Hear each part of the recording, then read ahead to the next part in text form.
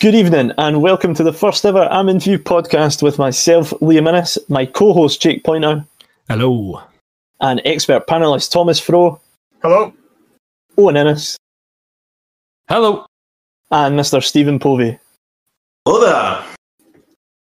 We are delighted to say that we're bringing you this first episode in association with After Extra Time Shirts. So just follow at AET Shirts, all one word, on Twitter for some class content and merchandise. Coming up tonight, we will review Livingston's January so far. We'll look ahead to our massive game on Sunday against Mirren in the League Cup Semi-Final by sharing our favourite Livingston semi-final moments. We'll also be talking all things League Cup with CIS Cup 2004 legend Sir Derek Lilley in the first of our ex-player interviews.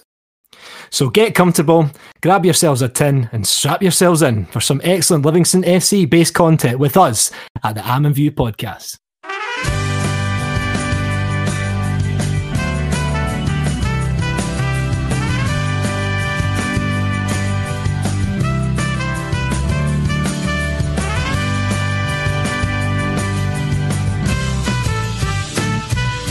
Well, 2020 is finally over and the Amber Machine have been on some run, am I right? With wins against Ross County and Hibs and a stalemate at Celtic Park, this has shown that the Martindale juggernaut continues. The boys have chosen a moment each so far in January to look at that has made their month so far even better. So Owen, what is your moment of January so far? Probably Scott Robinson. Just in general, showing that he is just an absolute player. His goals against Kilmarnock, his goal against Hibs, he's just been absolutely phenomenal for a player who grew up as a midfielder, essentially as a central midfielder, attacking midfielder, to be playing up front and doing so well for us over the past few matches. We always knew that he could do it, but he's just showing now what an asset he is to this club. The fact that we've signed him from East Fife as well. But yeah, absolutely brilliant. So my highlight from January so far has definitely been Scott Robinson's rise to being one of Livingston's best strikers. Yeah. See, I always liked Robinson as a midfielder. I thought when he played up top, he would do a lot of running, he would give a lot of energy in that. But his composure in front of goal the past couple of seasons has been so bad at times. But this season, it's just been amazing seeing the transition in him from obviously he was a utility player before because we would play him up top, but actually now he is a number 9 as well as a centre mid as well, I think. Definitely. I think Robinson up front is good. I think I still think his decision making could be a little bit better at times, especially at Celtic Park when he had the option of playing. I think it was Josh Mullen. He had the option of playing Josh Mullen through, and instead took a shot, went for the spectacular. It didn't work, obviously, and the result at the end of the day was still a good result for us. So I think sometimes his decision making, his composure, like you said, has got a lot better now because I think he's starting to settle into a striker's role. But now I think he's just what a player he is. So intelligent. So yeah, brilliant. Povey? Some of his finishing's been a bit Dykes-esque, I think he's certainly picked up some tips from him from last season. All those wee lobs over the keeper, amazing. It's mad that the goal against Kilmarnock, you were it wasn't lucky, obviously, he knew what he was doing, but the fact that he was able to do it 2 weeks later against Ross County as well was just mental. Pretty much not the same position or anything, it was a different goal, obviously, but yeah, to have that sort of awareness, whereas before I think he would have tried to take a touch and then just sort of blast it as hard as he could. But he's learning these wee sort of tricks as a proper number 9 now. Well, we've got you there, Povey. What was your moment of the month so far? So far, I know. So many highlights. I mean, still for me, that Easter Road 3-0. It just coming about, going to Easter Road. It's absolutely brilliant. And remind me of all those years ago, back when we finished third, and we beat them 3-0, almost an identical game. And yeah, just wish we'd been there, lads, to be honest. I love going to Easter. And what a game, and really kicked off the year. So hopefully, long may it continue. It's pretty hard to argue that, to be fair. Thomas, what about yourself? So I'm gonna stick with the Hibs game and talk about one moment, and it was Josh Mullen's goal.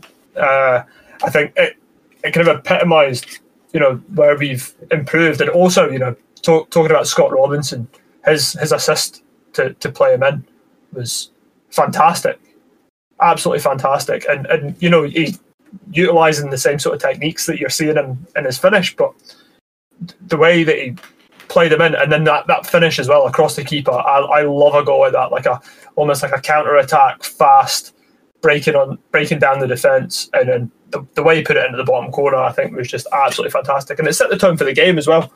We're obviously by far the better team, and that was my moment of the month. There's been a lot of good moments this month, but that was my goal of the month. Yeah, I mean, Mullen, really, what a signing he's been. He's brought that in the rest of this month as well. I thought he played a blinder at Parkhead, unlucky not to score when he hit the bar. But my God, he's outstanding, absolutely brilliant. Great to have him back. Agreed. And I think Martindale. I thought it was bizarre how Holt never played him when we got him back. And he played so well in the cup. But then we didn't play him for ages, and we weren't doing great. And so good to have him back, And he's been man of the match in most of our games. Outstanding. Yeah, he's been so consistent since he's come back. I think when we had him in the Championship, obviously he was brilliant. That was when he sort of really became the assist king. Was that playoff year in the Championship? But there was still something just wasn't something not right about it, but there was just something, you felt like there was something missing. But this year he just seems to be a complete player, since he's come back, I mean, he's pretty much at the forefront of everything that we're doing at the moment. Jake, what about your moment of the month so far? So mine's kind of a few collective moments. Is a David Martindale after match talk. Anything he's done for the media, I absolutely love that man. I never realised how much I loved him until now.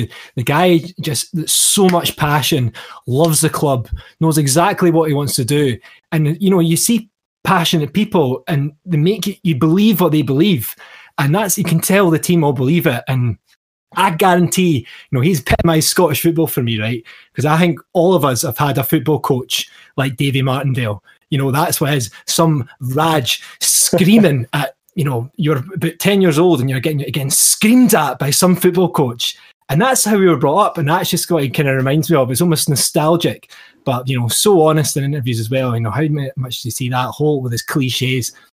So over that. Martindale talking about specifics of the game, being so honest. I think, he's a bit rough around the edges, but that's just, again, that's almost Livingston in a nutshell, and that's why this club's amazing, to be honest. Yeah, Owen? I completely and utterly agree with you. I think David Martindale is just he knows what he's talking about, and people will slag him all they want for the fact that he never played any kind of major level of football, certainly not first team football and stuff like that. Mourinho and stuff like that, they weren't necessarily great players, but they're able to work out how the game should be played and how it's played well. And also another thing as well, you see a lot of slagging of Martindale for his accent. It's who gives a fuck about your accent? He's a good manager. Who cares? And David Martindale, top man. I think he's definitely been he's played a major part in the club over the last few seasons, and brilliant. Thomas? I think you're starting to see everyone kind of turn around, because obviously there's the story behind Davey, and you know, the club haven't shied away from that, which I think is amazing, and I think is like 100% the right way to approach the whole situation. But I've started to see a few tweets and things from people in the media who love interviewing him and love going to speak to him because of his honesty.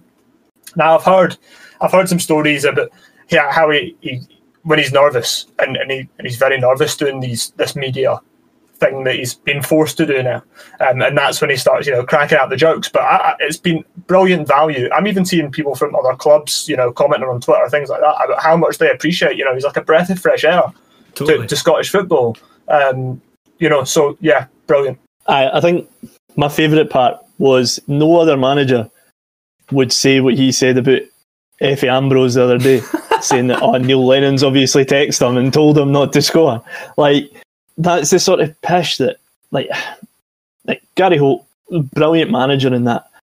But say if he had that chance against a team like Ross County or even Celtic and it was 0-0 and we had a chance to win it, Gary Holt would just come out and say the sort of same, it's not just him, the just same managerial patter that just goes around. Yeah. Oh, you know, we were unlucky. Oh, you know, we didn't get the breaks and stuff like that. But it's like Jake said as well, that he's going into like so much detail how he's setting up the team, like after the game's been played and the reason he's made subs. Like,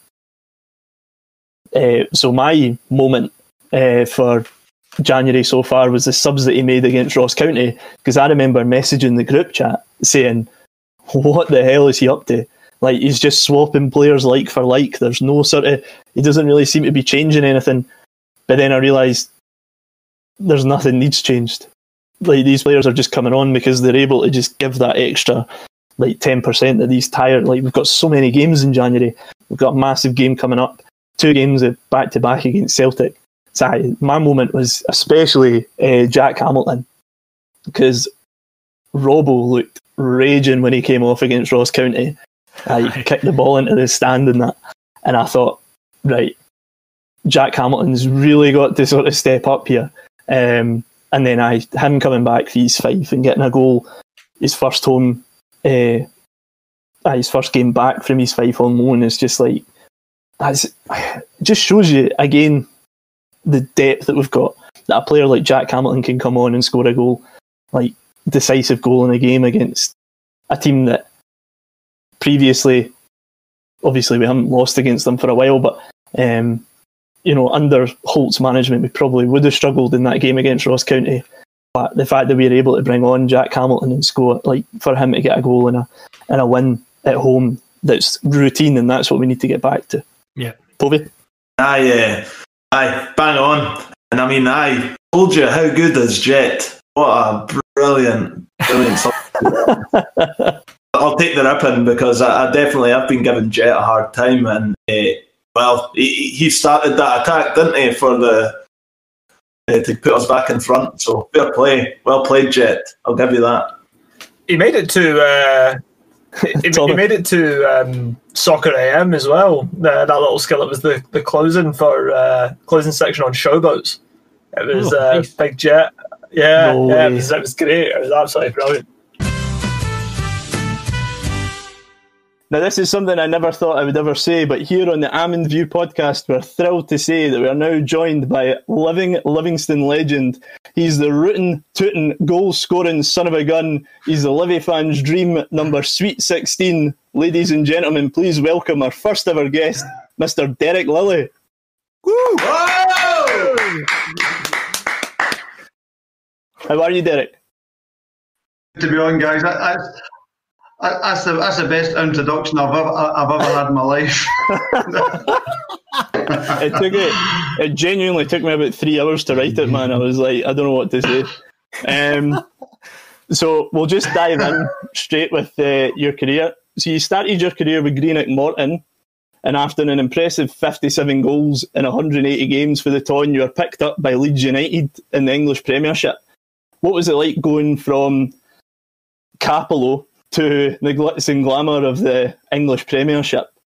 I didn't see a big difference initially. No, it was bizarre. It was bizarre. I mean, so put it into some context, you know what I mean? The car. I had a club car at Morton. I was very fortunate. Morton did look after me. It was a good club, and it was a Peugeot 106, right? So it was a great wee car, perfect for what I needed. When I went down to Ellen Road, or the training ground, I should say, when I first went in, one of the first guys I actually met was Tony Dorigo, who was an England international, who came out his Porsche 911, and then that was closely followed by Carlton Palmer and his chauffeur-driven Mercedes. So it was a massive cultural change, you know, and it took me a long time just to get my head around it. I felt as if I was playing football in a Panini album, you know, with all the names that were coming in. It was fantastic, you know. It was a dream come true. How old were you when you went to Leeds, by the way? Like, because you were at Morton for quite like a spell before you went down. So were you sort of like still early in your career, but was it a bit later than what you would have hoped, if you know what I mean? Yeah, I mean, I was the first 3 years at Morton. I was semi-professional, so because I was serving my time as a welder in Babcock's and Renfrew, so I didn't actually go professional until I was 20. And then that was the 3 years I went full time at Morton. So I'd been at Morton sort of 6 years before I get the move, but I'd only been 3 years full time. So for me, it was, you know, it came quickly. I mean, you don't. Everybody wants to be successful and they want to do well in football. You just don't know if it's going to happen. You know, you really don't. You need a lot of things to go your way. You know, and I was fortunate 3 years of really hard work and the chance came along. So I was 23 when I made the move, which people say a young guy from Scotland are expecting somebody to be maybe 19, 20, 21. But I was probably a wee bit older and a wee bit more mature, I suppose. Mm-hmm. But still a young guy, so it was great. So your time at Leeds seen you team up with a former Morton legend and future Livingston icon, David Hopkin. Did David sort of take you under his wing at all, like settle you down? Because obviously they had that Capello connection. Yeah, it was great. I mean, we're very fortunate. Obviously, the manager was Scottish, George Graham. And bizarrely, I nearly signed for Crystal Palace, which Davy was at before I signed for Leeds. It was between Leeds and Crystal Palace, so I was going to meet him one way or the other. And but yeah, and so I'd signed in the March. David signed in the summertime, but also David Robertson had signed from Rangers as well. So there was a few Scottish guys there, which was brilliant. And turns out, you know, because I was there earlier, I bought a house first, and then David Hopkin actually literally moved round the corner for me. And a bigger house, I must add. It was round the corner for me. So it was great. You know, I mean, obviously we knew each other, and my wife got to know his wife and the kids and all that. And there were similar ages in the kids, you know what I mean? So it was just nice to hear Scottish voices and friendly faces, so it did help you settle in. So after a couple of loan spells, you went on loan to Hearts and Bury, and then a small stint with Oxford United. You decided to make a permanent switch back up to Scotland with Dundee United. Was there any offers to stay down south, or were you sort of dead set on coming back to the motherland? I was always going to come home. The circumstances that led to me leaving Oxford were a bit bizarre, to be honest with you, because the story is, me and my family were actually robbed in America at gunpoint in the summertime. So, you know, after that I went back to Oxford and we couldn't settle as a family. So I literally sat with my wife one night and just says, I can't do this anymore, because I was doing a lot of travelling. We're trying to move down from Leeds. Oxford had about 4 or 5 managers, and it was just constant change. But I just tried, you know, about 5 or 6 months since an incident in America, I tried to continue, and I literally just thought, I can't do this anymore. And I told the club, and basically had a frank conversation with Joe Kinnear, who came in as director of football, and just says, look, you know, I can't. And they understood. They were very good, don't get me wrong. I'd imagine what happened is they must have started phoning around, because I says, look, I'm going home. These guys, do what you want. I'm going back up to Scotland. So they must have then, I assumed, phoned round a lot of clubs, and thankfully Alex Smith remembered me playing against Clyde and whatever it is. So you get a chance to go up and go on trial at Dundee United, and you know, managed to secure a contract. So I was very fortunate. But you know, if I'd landed at Stenhousemuir or whenever I'd landed, I'd have been quite happy because at that point it was just a case of her coming home. So, just touching on your time at Dundee United, you enjoyed a fairly successful time there, and you're probably most remembered for scoring a pivotal goal to keep them up on the second last day of the season against St Johnstone in a Tayside derby. Would you say that was probably your best moment for them? Yeah, probably. I would say so. You know, that 6 months, I signed, I think, just at the end of December, July, Christmas time, going into the next New Year. So we finished the season, we were bottom of the league when I signed.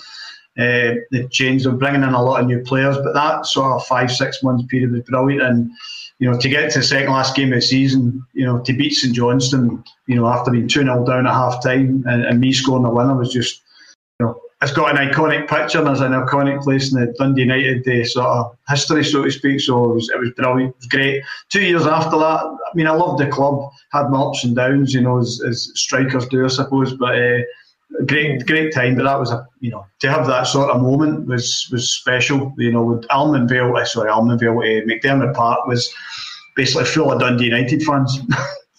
I seen the highlights on YouTube and it looked fucking mental. Like the fans just sprinting on the pitch at the last minute, and that looked wild. Like it was quite hard. It's quite hard to, you know, get your head around it because we were obviously you go out to the game, you start the game kicking off, but you're looking around the stadium and there's basically three sides of the stadium are full of Dundee United fans, and we had a poor first half. Charlie Miller missed a penalty.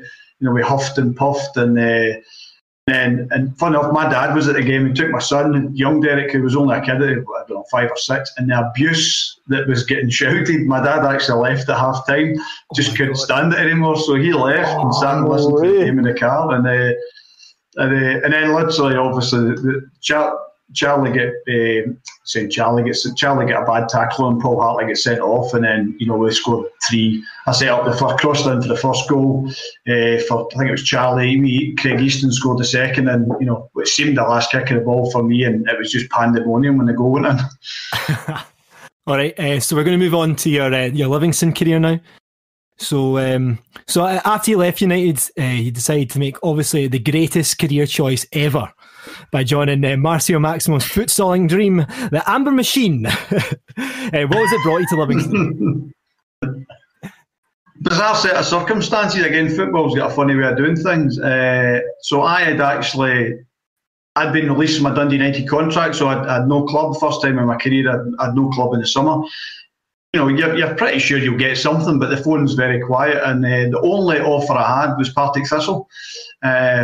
And Jerry Collins had been speaking to, I think at my agent at the time was Raymond Sparks, and we had a sort of deal on the table, and basically Livingston came in and matched the deal, but basically the way the deal worked, I was getting paid more basic pay and less appearance money. So for me, I thought, well, that's better for me. So, and to get a chance to work at Livy, I thought Livy have got a better chance of staying up than Partick Thistle. You know, I thought it's a better team to go to, better setup. So it was kind of by default I ended up at Livingston.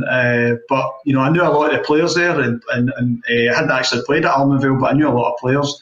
So I was really looking forward to it. I thought it was an opportunity that came along that I had to pinch myself, because I was 31, I think, at the time, and you think, what opportunities are going to come along? So I felt very fortunate. Despite an okay start to the season, Marcelo Maximo left the manager position and Davy Hay took over. Was there a kind of a sense of relief when Davy took over, and, you know, from his unorthodox techniques on his tennis ball football training and things like that? Maximo, what a guy, yeah. Apparently coached Ronaldo, but I think he carried the water for the under-12 team in Brazil or something like that. You know, it was a strange set of affairs because it was Jim Leishman that actually signed me. Jim Leishman he was there and he signed me, and Maximo sort of got announced as a manager. And it was one of those ones everybody's thinking, who is this guy? And we're out doing training with no footballs, you know, doing bits of work with no footballs. And, you know, he kept calling me, and I don't know if you know this, he called me Alan for months. All the time he was there, he called me Alan. So just kind of, I just had to get on with it, you know. It was just became a bit of a kind of a joke. He would just call me Alan. I ended up answering to it. I just whatever. But the team hadn't started too great. First game of the season, I played Partick Thistle. I was suspended from Dundee United, so I didn't play in it. But apparently David Hay went down at half time because the team were all over the place, and he wasn't too happy. And then it was only a matter of time. I think he was getting sort of found out. You know, the team was sort of just all over the place. And as soon as David Hay stepped in, everybody thought, "Thank God for that." You know, it was like, yeah, and you feel sorry for the guy. You know, he was out of his depth. You know, but he'd been offered the job and he took it. Take the job. But Davey came in, it just gave everybody a lift. And you know, I think after that, I think the first game we beat Hibs. And I got a start. It's the first time I'd started. Maximo wouldn't pick me. He was playing everybody else but me. Did you not score 2 goals in that in Davy Hayes' debut? Yeah, for Hibs, I did. Yeah, it was. I scored 2. That's right. Sorry, I couldn't hear your voice there. I scored 2 goals, which was because I'd scored against. I'd scored against Celtic at Celtic Park. We get beat 5-1 and I came on and scored. And I'd scored against Motherwell, came on as a sub and scored. We won 1-0. And this was when Maximo was the manager, and Alan Preston sat in the dugout one day and he was kind of saying, "Look, you're going to have to start this guy." So Davey came in, gave me a start, and I scored 2 goals in my first game. So yeah, it was brilliant. You know, for me, I was actually playing really well. I was just doing what I do, working hard, and you know, the goals were coming. It was great.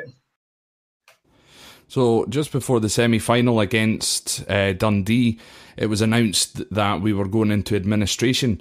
Obviously, when you scored, what was the feeling, obviously, on the park at the time, and then afterwards, especially knowing that some of your colleagues were unfortunately about to lose their jobs? You know, when we scored the goal, everybody there was a lot of emotion, but in the dressing room after it, for all we were happy, it was a kind of subdued happiness. And in the next few days, you know, we're just trying to help each other through. And I think, unfortunately, David, the task of having to let go only a few players, because we didn't have a big squad. We didn't have massive overheads. There wasn't a huge sort of background staff. There wasn't really many people you could cut loose. And it was sadly that it fell to a few players. One of the biggest ones was a guy, Keno, the midfielder. He was a top guy, brilliant player. And only through injury, that's why he wasn't in the team. So he'd sort of missed out through injury. And there was Keno, there was another Spanish boy, left-footed player, I can't remember his name, but they 2 were let go. Sharif, number 88, I think everybody was glad to see the back of him. And you know, and there was we signed a striker from who was it? Ipoua. We signed a striker from Scunthorpe. Apparently, he played for Real Madrid, Atletico Madrid. Oh, Ipoua. I mean, my God, what a bad player.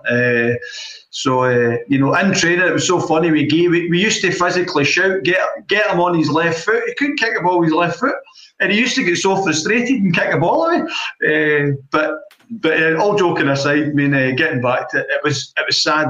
One of the main abiding memories I take from it was wee Richie Britton in tears. He was terrified, young kid looking to start his way in football, and he was in tears. He thought he was going to get let go because he'd come through the Livingston Academy, and you know, wee things like that stick in your head. But you know, as a group of players, we stuck together. You felt awful for the guys that were getting let go. There's nothing you can do about it. You just physically can't do anything. This is just sort of following up on the sort of administration. Just one last point in it. I remember seeing a rumour somewhere that David Fernandez was paying a player's wage. I think it was a guy, Pasquinelli, Argentinian guy. He was paying his wages so he could stay at the club. Yeah, that's true. I mean, I didn't realise that. I think it was Alan Preston at the time. At the time, I was not aware of it. I found that out way after it happened. You know, probably after I left Livingston, it came out. But yeah, Fernando Pasquinelli, his girlfriend or his wife obviously was over here in Scotland. I think they just had a baby, and he was going to get let go. And apparently, David stepped in and says, "I'll pay his wages." So, and that told you everything you need to know about David. You know, David was a great guy. You know, very generous, obviously, but you know, just to step up and do that, actions speak louder than words. Right, now let's go into the main event. The club obviously had an excellent League Cup run. Started out with a win at Queen's Park, then we beat Dundee United and then Aberdeen in the quarter-finals, a game that we won 3-2. We ourselves opening the scoring, which set up a semi-final tie against Dundee at Easter Road. How confident were the players? Obviously, like, sort of moving the administration stuff to the side, like, in terms of just the game of football, how confident were the players that they could actually go on and win it? I'd say we were very confident, because I think since David Hayes stepped in and took us over, we were confident getting into every game. Just the group of players that we had, a lot of experience, a lot of young players, good energy. I don't think we ever went into a game in the worst, even against Old Firm. You always feel you're good enough to get something out of the game. So you're looking at Dundee, and probably subconsciously you're thinking to yourself, you've got what a chance to get to a final playing Dundee. But the thing about semi-finals is they're usually pretty awful games, because there's so much nerves. Nobody wants to give an inch, and nobody really wants to take a chance. And the game wasn't a great game at Easter Road, but yeah, we would have been confident. There's no doubt about that. You look around the dressing room, you look at the players you've got beside you on the pitch, and we were confident. I was probably one of the best scoring sort of spells I've been in my career. So it didn't matter what game I played in, I always felt as if I was going to score. So to have little things like that, you need a moment of genius, a moment of brilliance, so a mistake or something to just go your way, and you get a penalty. So we're very, very confident. It was a poor game, but when you look back at it, it was an absolute stonewall penalty. So we're fortunate we got it, and I managed to stick it away. Were you always going to be the penalty taker that day, or did you just grab the ball and go, "Nah, this is mine"? I think so. I think earlier in the season, I think maybe Lee Mako had taken penalties. I can't actually remember how it actually came to me taking the penalties, but I don't know if Makes had missed any penalties or something like that, and then I started taking them. But yeah, when I look back at the footage, I can't remember who said we were going to take penalties, but obviously some point during that season they decided that I was going to take the penalties, and got that. So there was nobody else looking back at it. We didn't argue over the ball. Nobody else was looking to take it. It's just the ball got given to me, and I was taking the penalty. So, but I don't know how that happened, because obviously earlier on, I wasn't featured, and somebody else was taking penalties, but. I was glad to take it. I did actually slip taking it, but I've managed to stick it in the top corner. Nah, honestly, my heart skipped when I seen you slip. Like, I mean, thinking it was going over, but it was like slow motion. It was horrible. Yeah. But nah, it was what a finish, man! What a night as well. Right, so we'll open up to the others for questions now. Povey, you're having the most difficulty with sound, so do you want to go first? Make sure it's working. Could you foresee a final at that point? It was commonly said, and I think people have said it after it, players-wise. I'm pretty sure it was Alan Preston that said to us at the time, right, we're starting off at Hampden, let's see if we can finish here type thing. So, we had obviously Queen's Park, not many players get to play at Hampden, because if you've never played at Queen's Park level, then you don't play there unless you get a semi-final or a final. I'd been at Hampden a few times with semi-finals with Dundee United, but it was just sort of said in the background. But actually, as sort of things go on, against Dundee United, we'd scored, I think Stuart Lovell had scored, and I think Willie Young, the referee, made a bit of a mistake during the game. Then you got to Aberdeen, you get a result there, and you're thinking, oh, wait a minute, Hibs had a really difficult draw. They went and beat Celtic and Rangers to get to the final. But, sometimes the draw just opens up. So I suppose as things were going along, I think it was Stuart Lovell. He likes a bet. I think he put a bet on us, winning the final or getting to the final or something like that. So I think everybody felt we had a chance of getting there, just the way the draw was panning out. So it was good, So, but it was said whether anybody believed they were going to get to Hampden at that point playing Queen's Park, I don't really know. But obviously the way things turned out, it was after a couple of games, you're thinking, yeah, we've got a right good chance here. And on the lead up to Hampden, obviously you scored the penalty in the semi-final, but then you scored a hat trick against Spartans. Could you foresee yourself scoring at Hampden for the final? I suppose subconsciously, when you're playing well as a player, you don't really give things too much thought. I suppose it's that old one with some strikers. The dangerous thing, you give somebody's time because you get time to think about things. You know what I mean? So I might fall into that category a little bit, but I just felt as long as I get a chance, I feel as if I'm going to score. And to be honest with you, I think that was the only shot I had the whole game. The one I scored against in the semi-final, the final, and. But yeah, we'd played Motherwell, I think. I don't know if that was after the final. We played Motherwell at Fir Park.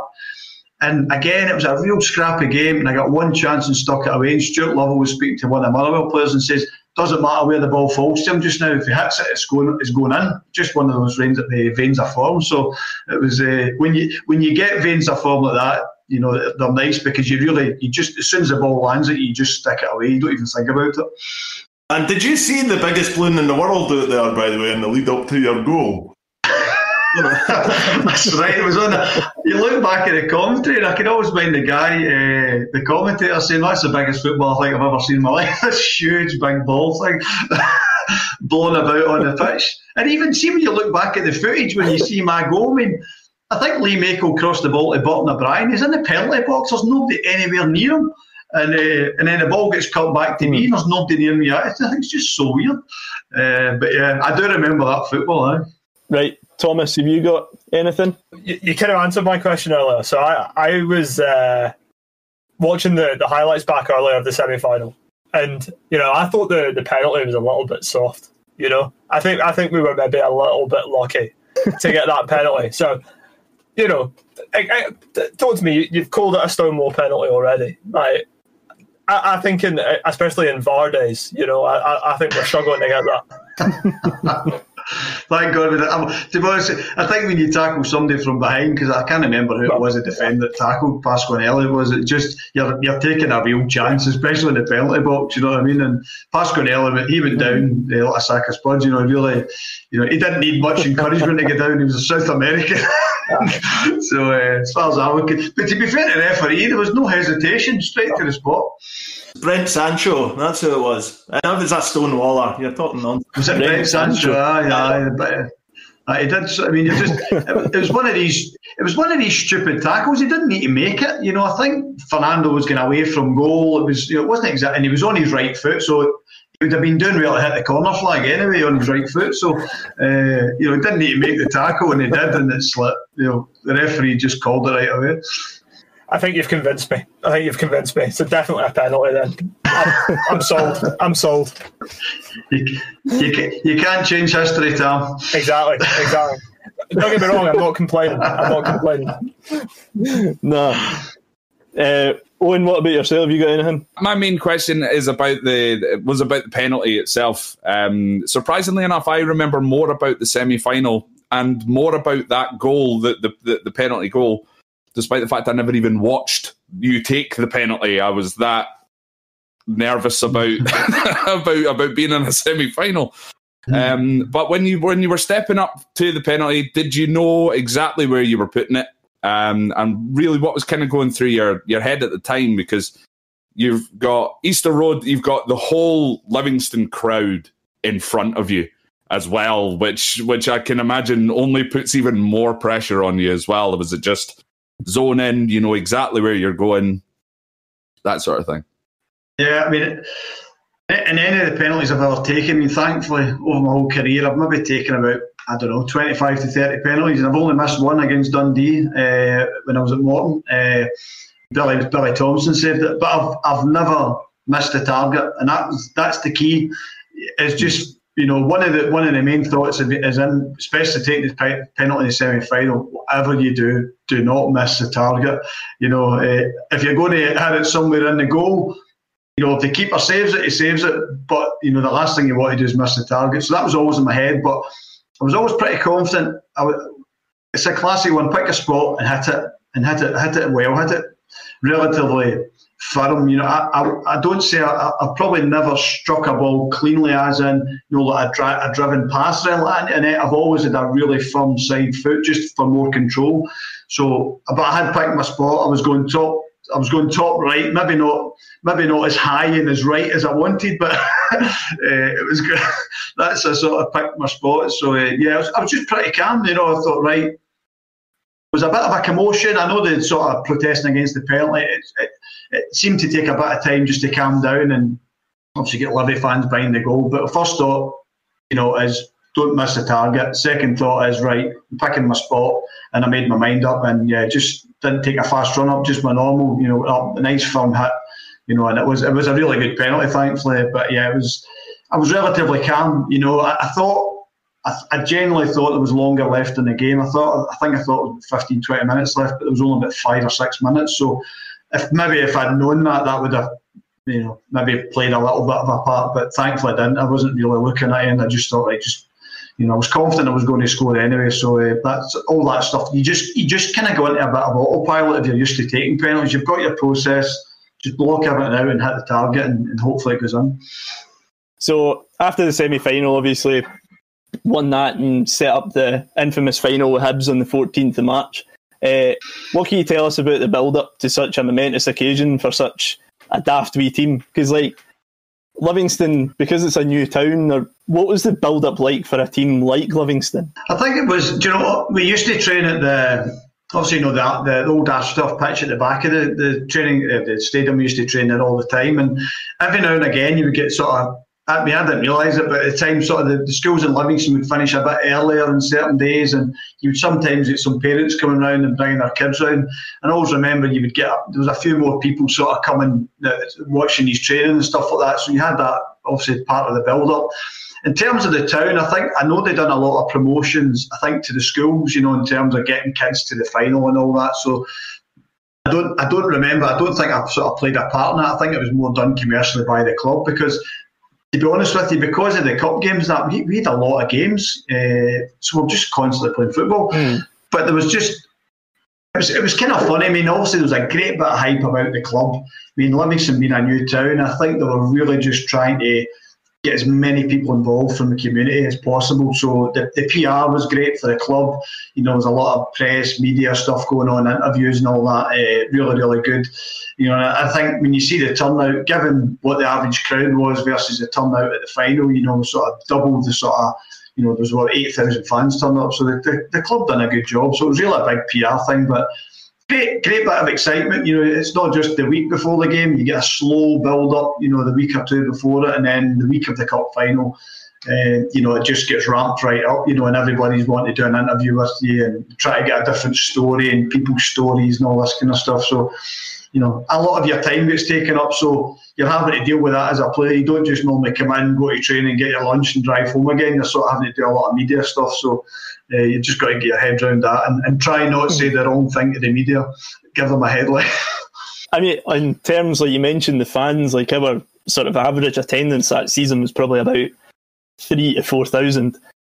There was obviously a massive thing made about how Hibs were taking 40,000 and we were only taking 7,500, 8,000. Like, see when you were walking out and you just seen, like, because the tunnel, obviously you would have been right in front of just a sea of green and white, and then a wee whimper in the corner from 7,000 Livy fans. Like, what was that sort of feeling like knowing that this stadium was properly dominated by the opposition?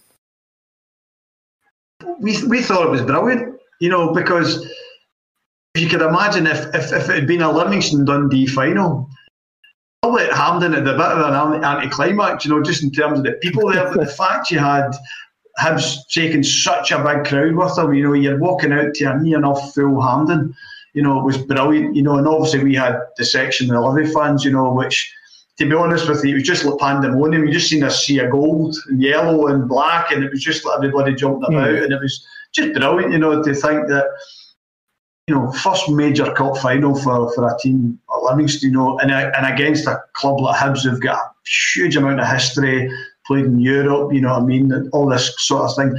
And not only that, had a team littered with young stars who, probably thought they were going to win the game. And for us, we never thought for a minute we were going to lose to Hibs, because we'd already beaten them twice that season. So, we had a mindset that we were going to win the game. And, and we did. So it was. But the occasion of walking out and seeing the Hibs fans there, that helped make the day in terms of it really bring it. I mean, it really, from looking at it from a television perspective as well, it made it look like a cup final, which was brilliant. So you just want to walk out as a kid. You want to walk out in a full Hampden. That's a dream. Walk out in a final, full Hampden. And that's what it was, near enough full. So it was great. Really, did I shed a tear when I seen all these Hibs fans going back to Edinburgh on the same road as the Livingston fans? No, I didn't. Not at all.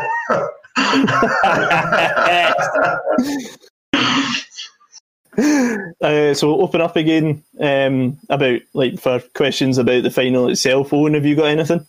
This is one of the most bizarre questions I think about the final, because it's not necessarily about the game, but Kenny Dalglish was in the studio doing the TV. Now, obviously, Kenny Dalglish being an absolute icon, especially for Scottish strikers. Did you get to meet him after the game? Did you get any congratulations from King Kenny himself? We didn't even know who was commentating on the game. We didn't even know. It was just we didn't have a clue who was commentating on the game. We knew it was going to be covered by TV. It was Channel 5, I think, had done it. And I was very fortunate because I did meet Kenny Dalglish years before that. When I was at Morton, I was about 17 or 18, and Kenny Dalglish was a Blackburn manager, and he invited me and another player down, a defender, Dougie Johnson, for a week's trial. And at that time, I think Alan Shearer, he'd done his cruise ship, he was out for a year. So I went down and trained for a week. And actually, bizarrely, Lee Makel was at Blackburn. I always remember Makes being at Blackburn, so he was there at that time. And I had a week's trial. It was amazing, just seeing some of the players that were there. There was an American guy, Roy Wegerle, kind of funny name, but Mike Newell was there as a striker. Some really good. So Kenny Dalglish was the manager, and one thing that always sticks out in my mind, we're doing a bit of a sort of training session. I was training with the first team, just in as a game of football, and I was about to make a run into the sort of penalty area. Somebody's running, and Kenny Dalglish just standing beside me says, "Just don't run yet, just hold your run, right, on you go." And so he could see everything happening as an experienced player manager, and I'm just a young, energetic kid running about, but his experience, sort of just that'll never leave me. You just think, wow, he could see the game, and that only comes through time and experience, Thomas, you got anything? Yeah, so obviously we've mentioned David Fernandez before, so you obviously started up front with David that day. David's an icon, but I want to know what it was like to play alongside a player of his quality. I mean, we all love him, and just as much we love all that team, including yourself. So what was it like to play alongside a player like him? Yeah, I mean, it's a privilege. It really is a privilege. You don't get to play alongside players like that very often. I mean, I went down to Leeds and they'd full of superstars. I tried my best, maybe wasn't quite good enough. Whatever happened. I never, it was Jimmy Floyd Hasselbank. I played a little bit with him. But to actually play a season with somebody of David's quality is a privilege. I was fortunate enough to play with Charlie Miller at Dundee United, similar sort of player to David. That sort of really kind of a bit of magic and win a game out of nothing. But David was a privilege. It really was such a nice guy. I think I'd never known David sort of before that. I think you could just get a sense that Livingston was sort of his team, because he'd obviously left and went to Celtic. And to go to a big club like Celtic, it's not about your ability as well. You need to deal with everything. And David had a real bad run of injuries and all that. But you could see when he came back to Livingston how much happier he was. I think everybody just accepted him in. It was just David that was back, and we all know he's daft as a box of frogs. We all know what he's like. He walks into training in the morning, looks as if he just fell out of bed. But yeah, he'll be the best guy in training, He's just, that's who he is, You can't get the ball off him, He's just, and for me, he's like a magnet. He just draws players to him. So, if David's on the ball, there's 2 or 3 defenders getting attracted to him because he keeps the ball so well, and because of that, it creates time and space for other players. So, I get the benefit. It was that old striker combination who are so different from each other. I mean, for me, it was all about getting the ball over the top, running in behind, just chase, energy. And David was all about coming short, getting the ball, just drifting into positions that players didn't want to go into, and just taking players with them. And so, great. I mean, what a nice guy. Lovely family as well for his wife. I think Judy, his wife was, and really nice kids and all that. So behind the scenes, a gem of a guy, but on the pitch, an absolute privilege to play with him. Povey, have you got anything? Oh, I did a wee bit of homework. Was looking through some old programmes, right? Reading through this programme, I noticed an interview with you. This is Partick Thistle in May 2004. And you said in an interview that it still hadn't sunk in about the winning the cup. So when did it sink in? It probably sunk in. I'm not saying at the end of the season, but as the season rolled on, because we had to play Aberdeen in a cup game, I think on the Wednesday after the cup final. So, and we went up to Pittodrie. So we had a few drinks after the game, but there was so many games going on at the time. It's not as if we didn't really have a big party to celebrate. It just sort of, we had a party after it, but it probably took, a good number of weeks before you start. And even now, you look back now and you look at the enormity of what you've done and you think, wow, and again, I think it was Alan Preston or Billy Kitwood or something might say that after the game. That's you in the history books. He created a bit of history, which, in football history, it's, again, it's very, very fortunate. So it did take a number of weeks, but I think it was just due to the schedule that we had. We just didn't really get the chance as a team to celebrate it as we would probably like to have done. We'd have probably went a bender for about 3 days, but we couldn't do that, so we had the game. Aye, yeah, because that was the same season we reached the Scottish Cup Semi-final as well, didn't we? Yeah, we did. Because I think at one point as well, I think we were maybe on track. We were sort of whether we're going to get in the top 6 or something like that. We're really, the season was going pretty well. We're doing a lot of cup games, cup finals. Running the Scottish Cup. And then your league games. The games were just coming thick and fast. So because of that, because we went up to play Aberdeen after that, and I think I came on as a sub. The same players were playing every week, and we were getting really burnt out. We're getting really tired, not just because of the physical games, but emotional drain of administration and the cup final, the setup. All these things take its toll on you. So, I think after we took a wee bit of a dip, I think we managed to go up to Aberdeen. I don't think we won the game. I don't know if we drew it or something. I think we drew after the game, but. It was difficult, just mentally draining, trying to sort of get your head around things, but I wouldn't change it for the world.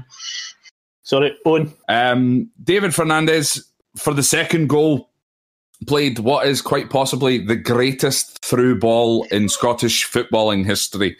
And as a striker, you're looking back up the pitch, because I think it was like basically kind of from a corner, a Hibs corner. So from a striker's point of view, you're looking back up the pitch. Fernandez has played the best through ball in the world ever to your left back. How confident were you that Jamie McAllister was tucking away that shot?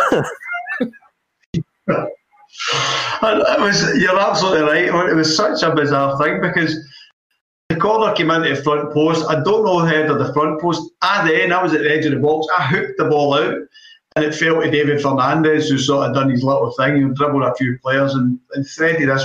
I don't know where Jamie came from. I honestly don't know.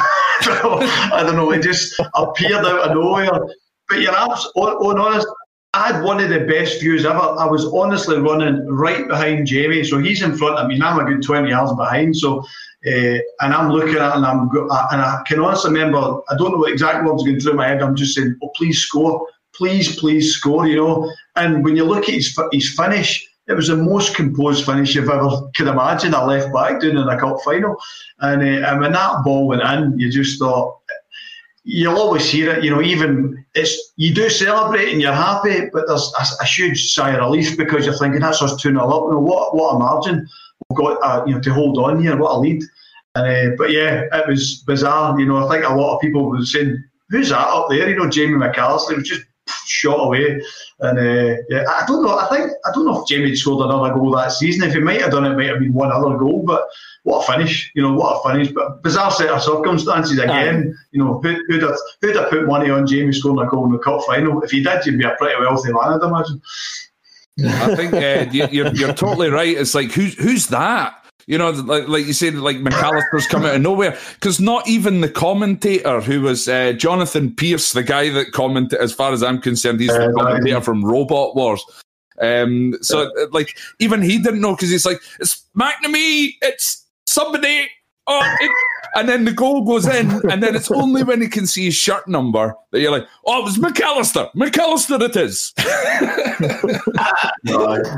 We're probably lucky as well, because you mentioned McNamee. I mean, probably we played a 3-5-2, so those guys the whole season were just bombing up and down all the time. And I don't think they scored a lot of goals, but probably only two players on the pitch that could have done it would have been Jamie or David.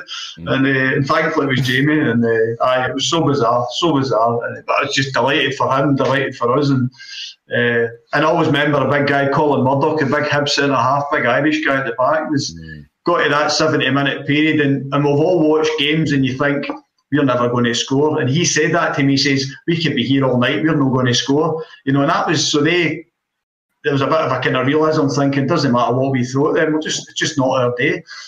So that was, but I think it was it Willie Young, the referee? I think when Willie blew the whistle, honest to God, it's just the biggest sigh of relief in my life. It was just like, please blow the whistle. Thank God for that, because you just want it to end. It's please blow it, because there's just so much nerves. But it was the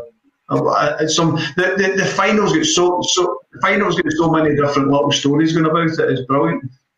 So the following season, you had a very, very brief spell with Boston United down south. Before a swift return to Livingston for another fairly memorable season, with the club beating the drop on the last day at the expense of Dundee. But yourself only managed 3 goals compared to the 18 the previous season. Was that down to just an overhaul in personnel? I mean, we lost players like Fernandez, and obviously Andrews was away, McAllister left. So was it just something didn't click, or was it down to the sort of personnel coming in and out? I think there was a lot of things. It was, I think you're right. I mean, ultimately, a lot changed. I was fortunate enough to play in the team the year before, where you're always creating a lot of chances, and as a striker, you feed off chances, and if you get off to a good start, it helps, and you score a lot of goals. But there were a lot of changes. I mean, losing Jamie, was a massive blow, and I think through that season as well, we lost David McNamee, snapped his Achilles. We lost him as well. He was out for near enough the full season. Obviously, Marvin lost. Alan Preston came in as manager, and I had a brief spell at Boston. I mean, I was only going to Boston for the money. To be brutally honest, they were offering me, more money than any Scottish team could ever afford to out with the old firm, and it just wasn't the right thing. Coming back to Livingston probably wasn't right for me, but it was kind of. It kind of worked out for me in terms of just, I knew I made a mistake, spoke to Biscuits or Alan Preston, got back in, but it was never the same. I mean, there was too many changes. The team had changed, team under pressure. Obviously, Alan left, and then the infamous Richard Goff came in. But we finished the season on a low high point by avoiding relegation, which we did have a big party about. So, kind of real mixed emotions. I mean, I enjoyed my time there, and I kind of get shafted over a contract as well, because Pierce Flynn came in, the new owner, and a lot of boys were signing 2-year deals, but actually they were trying to get rid of you after 1 year. It was all a bit strange at the end up, so there was quite a few boys get caught up in that, and I was one of them, but I left and went to Morton. So mixed emotions.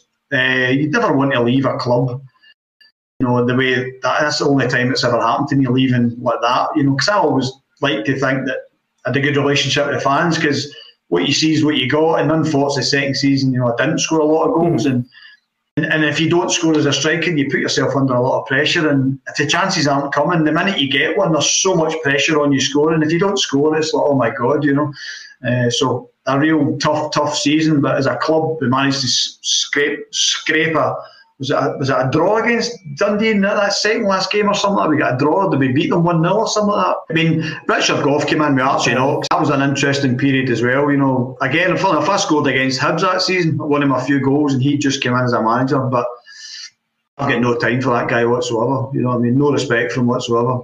I don't like him at all.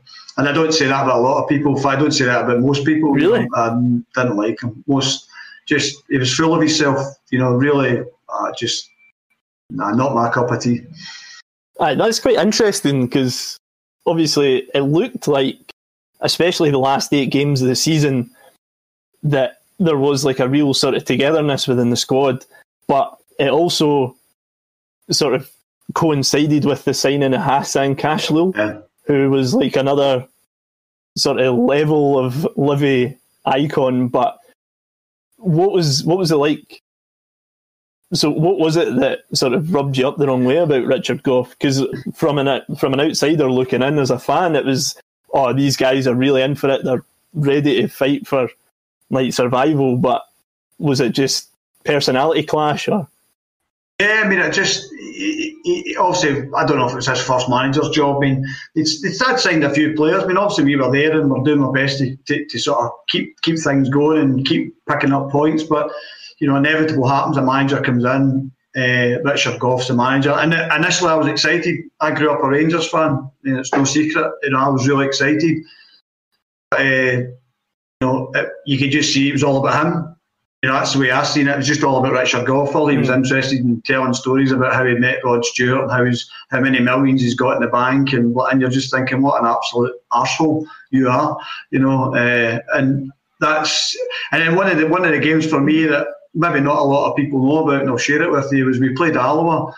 I think it must have been a cup game, and honest to God, it was just constant shouting onto the pitch about doing stuff, and it was like obviously myself and other players, but I was shouting back. I was getting so frustrated. It was just constant.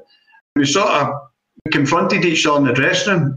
He was wanting to have a go at me, and I was shouting and bawling at him, and we sort of stood face to face in the Alloa dressing room, and I just lost all respect for the guy. You know what I mean? He'd no awareness of the people he was dealing with and how people's different, how you manage people.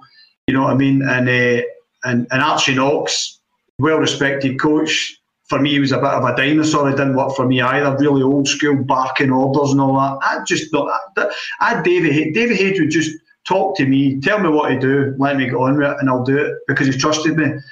But when you get somebody come in just barking orders at you all the time, I was 31, 32. I thought, I don't need to take this. You know what I mean? So, and then he did apologise to me. We went to an overnight staying up in St Andrews as a sort of team building thing, and he did apologise to me, but I thought, nah, says I'm not having that, no chance. In fairness to the club, I mean, they brought in Hassan Kashlil, and all right, he couldn't run, his legs had gone, but I'll tell you what a player he was. Brilliant, great ability. And we brought in two guys, two Austrian guys as well. I think one was a central midfielder and one was a winger. The winger was about 6'5". He's the biggest winger I've ever seen in my life, and he wasn't very good either. But the other guy was all right. In fact, I think there might have been 3 of them. There was 2 or 3 of them. It came in. There was one that might have been a striker as well. So, but what happens is it becomes a siege mentality anyway, because as players you want to stay in the league. So you're fighting for your own safety, your own survival.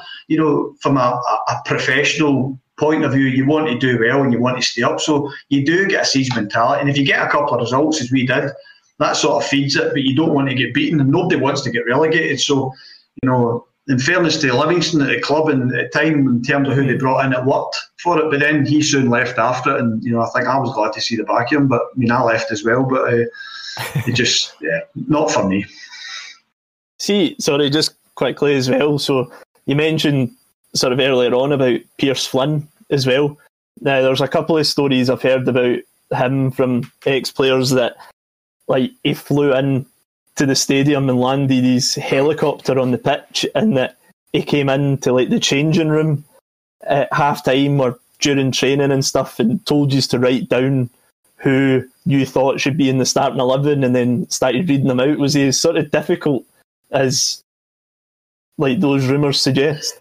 The only thing I remember, obviously a bit of noise about when you hear anybody that's buying into a club, you're thinking, okay, they must have a few quid, you know what I mean? They've got to have a few quid to get involved at some point. Didn't know anything about him. He came in, I remember he just came into the dressing room and had a bit of a chat with everybody. And from what I remember as well, he never get too involved in doing stuff. I mean, he was very much behind the scenes. There was obviously a lot of wheeling and dealing going on with players and trying to bring players in, but he did come into the dressing room, but that was more, I think it was like after training, obviously say, you know, he was a new chairman or whatever as he'd done the club, but I don't know in my time there, he might have done that after I was there, but because a lot of owners, when especially when they buy into a football club, some of them want to do everything, you know what I mean, and they think they can do everything, but football clubs are quite unique in that. You know, if you've not been a player or a coach, you know, you can't just all of a sudden start, you know, coaching people.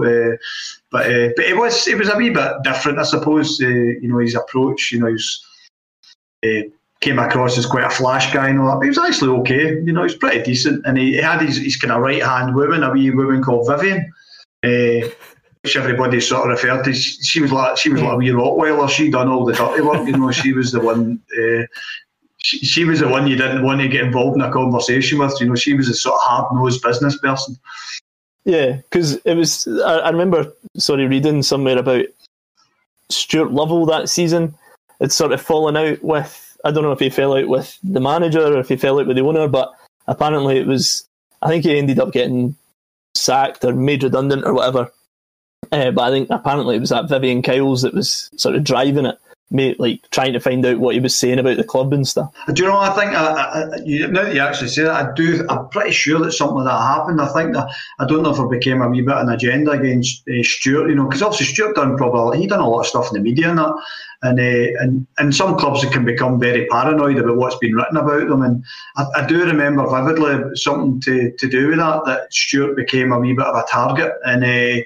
Yeah, and he was one of the ones I left as well, because I think to do with the contractual thing. I remember we all sat in a unions office with Fraser Wishart talking about the options and all, and I think Stuart was one of them. So, yeah, you know, obviously clubs will look at certain players and they want to weed them out or get them out, and they'll do whatever they can to get players out, you know, and that's the side of football that, you know, not everybody sees, you know, because that's the sort of crap as a player sometimes you've got to put up with, and you've got to kind of get through. But sometimes if a club have made their mind up they're going to get rid of you, by one way or another they'll get you out the door.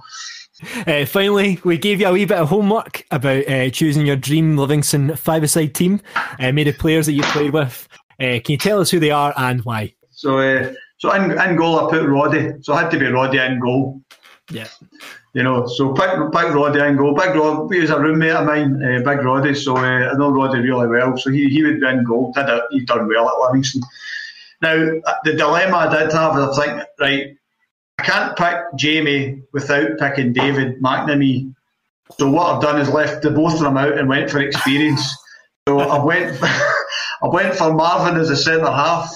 Marvin will head and kick anything that moves. So he'll he'll cover the whole back. He'll just lie down, Marvin.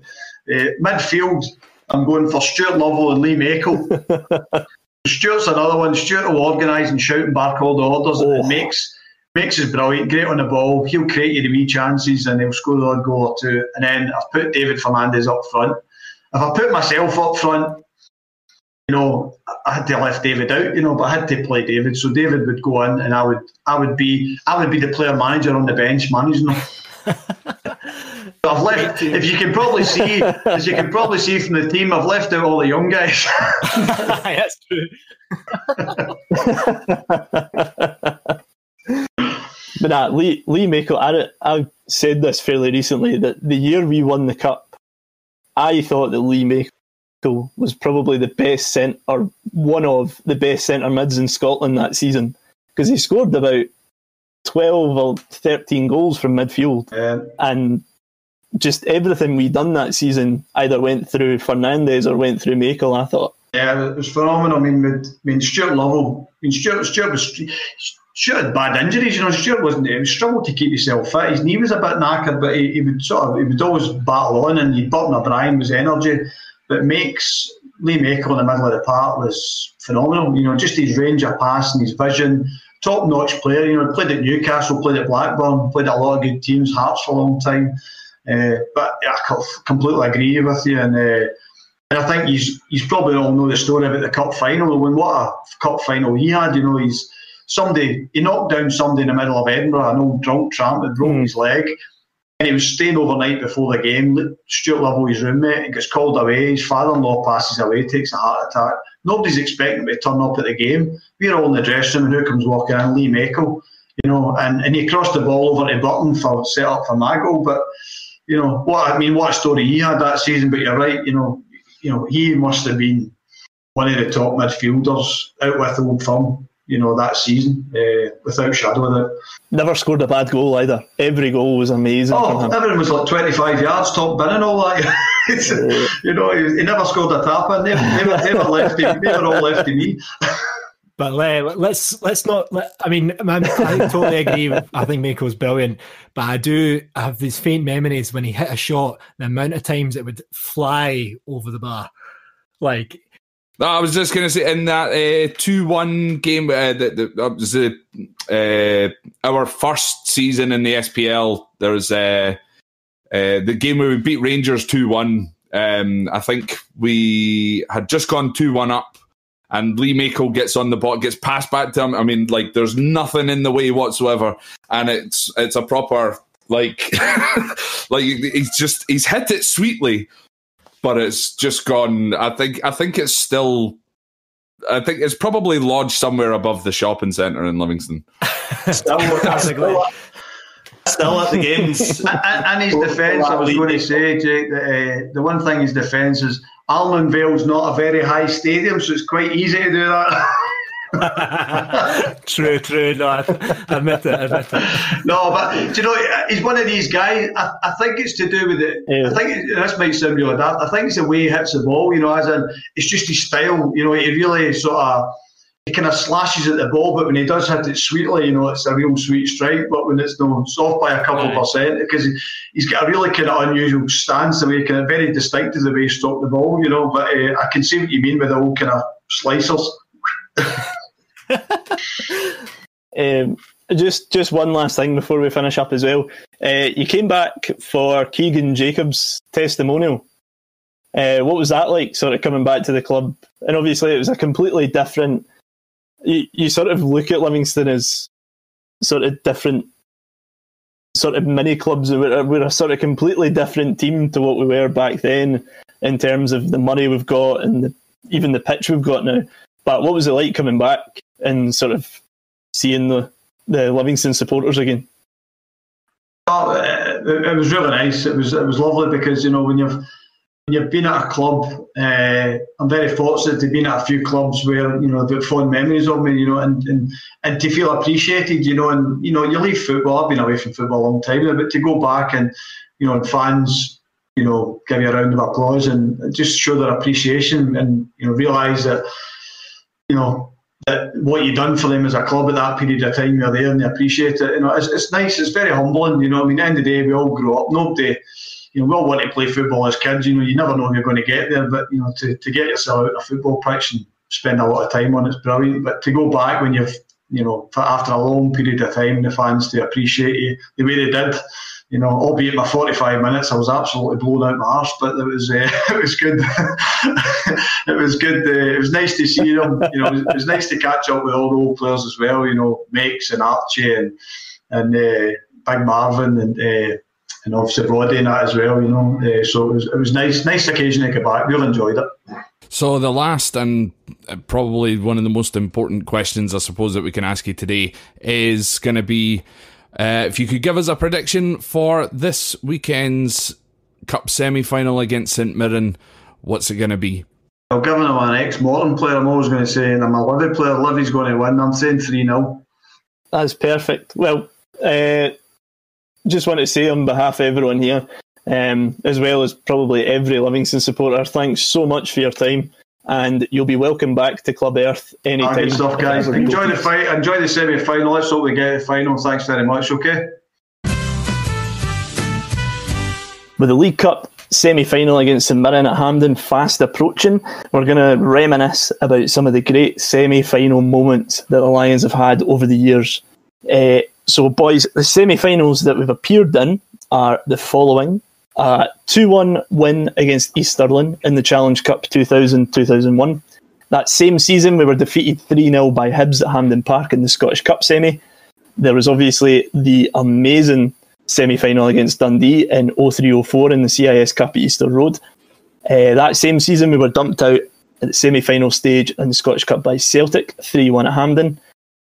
The Paul Lambert era, 2005-06, we reached the semi-final and got put out by Dunfermline, again at Easter Road. The Challenge Cup 2014-15 season, where we beat Stranraer in penalties at the Tony Mac Arena. And finally, the Dundee United playoff in the first leg obviously finished 3-2 to Livingston at Tannadice, and then the second leg at Almondview finished 1-1. So, Thomas, let's hear your favourite semi-final moment. So I'm going to touch on, one of my favourite games over the last few years to go to at home. I was unfortunate enough not to go to the first leg of the playoff run against Dundee, but the game at home, the 1-1 draw was, as far as semi-finals go, that was just fantastic. I think it was a lovely day out. We'd been at the pub, absolutely fantastic. Walked down, struggled to get into the stadium. A big group of us managed to get into the south stand for the first time in years, which was, something quite special as well, being in there. It brought back a lot of memories of being younger.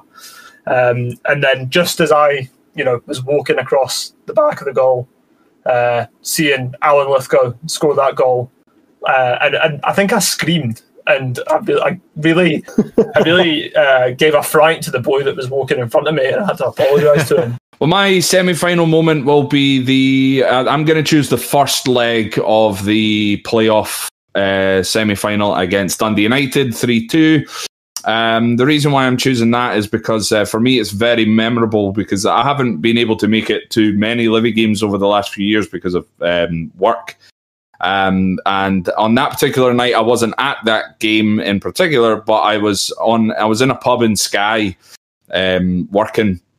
I wasn't working in the pub, I was working up in Skye, and being able to watch the game. I think I walked in just slightly after kickoff, and we were already 1-0 up, and I had no idea. The game was just being shown on the telly, and I had no idea that we'd even scored at all. And I wasn't expecting to have scored either. And then obviously I sit down, have my dinner, and I'm like, yes, brilliant, okay, we're 1-0 up. And then, of course, they equalise, and then they go 2-1 up. But then just when that second half started, the second half is just it's full of great moments. Josh Mullen's goal, first of all, and then Scott Pittman, that's just nutmegging or taking the ball past Balil Moshney and firing it into the back of the net, and just a very rare occasion for emotion to be shown from Mr. Pittman himself. Never sort of normally shows much emotion, but that the proper fist pumping, the big come on to the crowd and stuff, and just the pandemonium that you can see in the stands. And then of course we Gollum, Willow Flood getting sent off, and the whole debacle that followed that was just it was just an epic game. I mean, obviously those other semi-finals, I was at the Dundee semi-final in the CIS Cup winning season. I was at that game. I don't really remember very much about it. I even said in the interview with Derek Lilley that I wasn't even looking at Derek Lilley taking the penalty because I was so nervous. So in terms of really remembering, and it wasn't really a memorable game aside from the penalty and the fact we won it. But for me, Dundee United semi-final, both legs were brilliant. But I think that performance just epitomised everything about Livingston from that League One going into the Championship and then getting promoted to the Premiership. That 3-2 performance was just fantastic. It was just a great performance. The resilience that we've shown to get ourselves come from behind again, to get ourselves in front, eventually, well, we all know where the story ends, really. I would probably choose the Dundee United first leg. It was my favourite moment as well, but again, I wasn't there. Me and Hannah just got engaged, so I took her up for a romantic weekend to Aberdeen, of all places. And I remember when we sort of arranged, like we booked the travel up to Aberdeen and that, and I was like, right, everything should be fine. Nothing is going to come up, surely. So we had an engagement party on the Saturday, and then I was like, fuck, Livy are playing on the Monday. Because was that a Sunday or a Monday? I think it was a Monday night. And I was like, oh no, I'm in Aberdeen. So I remember like trying to guilt trip her at one point, saying like, oh, I've just off the phone to my dad, like he's going to Dundee by himself, like, oh, I feel quite bad just leaving him, like, oh, nah, that's quite harsh.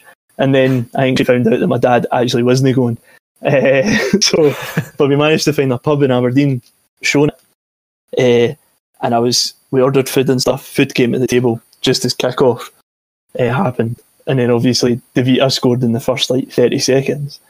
But I didn't cheer. The way I celebrated was nothing more of embarrassing.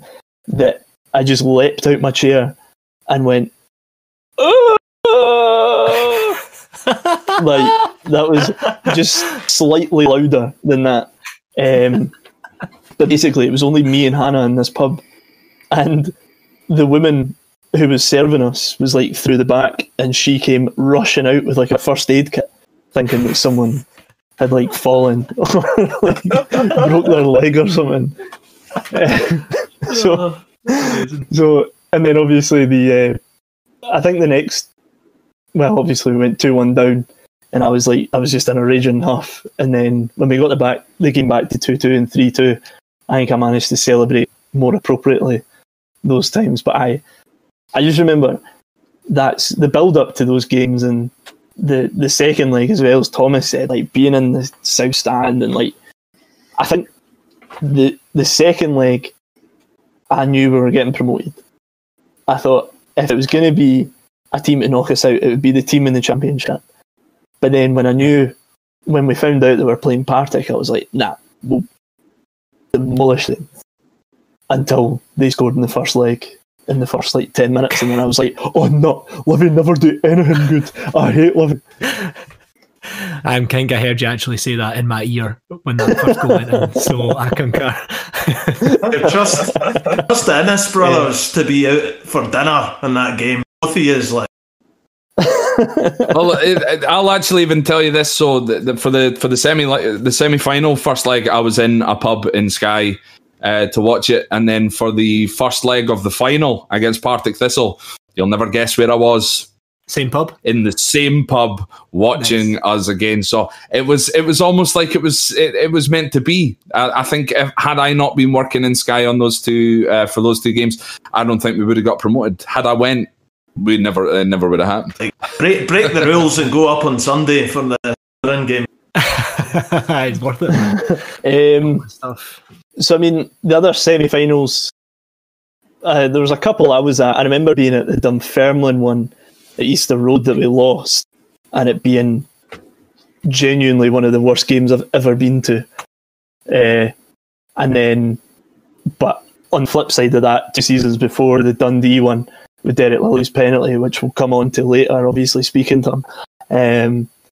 But I mean, looking back at the results, we've had a fair amount of success in semi-finals, not 100% record, but nah, I think the ones that we've been in and that we've won have always been in memorable circumstances.